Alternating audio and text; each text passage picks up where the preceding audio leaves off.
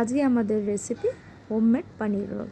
তো এই পনিরটাও আমি বাড়িতে বানিয়ে নিয়েছি, দুধ কেটে গেছিলো তাই জন্য আমি এটাকে পনির বানিয়ে নিয়েছি। আর এটা যেহেতু হোমমেড তাই যত রকমভাবে হেলদি করা যায় সেটাই চেষ্টা করা। আটার লেচি করেছি এবং একটাই বড় করে নিয়েছি যেহেতু একটাই পনির রোল করব। তা প্রথমে কি করতে হবে, গ্যাস জ্বালিয়ে নিতে হবে এবং চাটু বসিয়ে দিতে হবে। চাটুতে দিয়ে নিয়েছি অল্প সাদা তেল, কারণ এটা আমরা পুরো তাওয়া ফ্রাই করব। সাদা তেলটা গরম হয়ে গেলে রসুন কুচি, গাজর কুচি, পেঁয়াজ কুচি, কাঁচা লঙ্কা কুচি, ক্যাপসিকাম কুচি সবটা দিয়ে নেড়ে চেড়ে একটু নুন দিয়ে নিলাম। তো সেটাও নেড়ে নিয়ে এবার অ্যাড করছি কেটে রাখা পনিরগুলো আমি এখানে আলু ভাজার মতো লম্বা লম্বা করে কেটে নিয়েছি।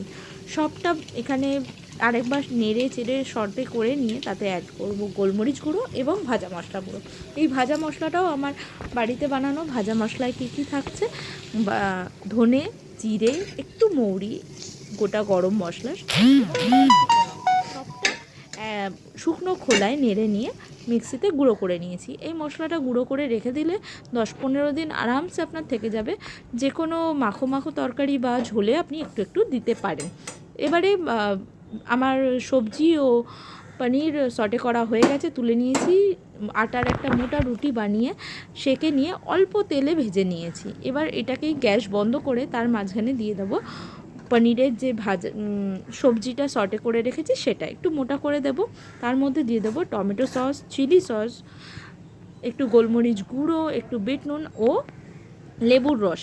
আপনারা চাইলে মেয়োনিজ অ্যাড করতে পারেন, আমি ভালোবাসি না তাই অ্যাড করিনি। এবার এটাকে র্যাপের মতো করে একটু মোটা করে মুড়ে নিলেই হয়ে যাবে পনির রোল রেডি। এবার আমি এটাকে মাঝখান দিয়ে কেটে নিয়েছি সুন্দর করে সাজিয়ে দেওয়ার জন্য এবং একটু সস দিয়ে সার্ভ করেছি। যদিও এক্সট্রা সস আর লাগেনি, তবু দেখতে ভালোর জন্য সাজিয়েছিলাম। আপনারা নিজেদের মতো করে সাজিয়ে নিতে পারেন, নিজেদের মতো করে সবজি অ্যাড করতে পারেন।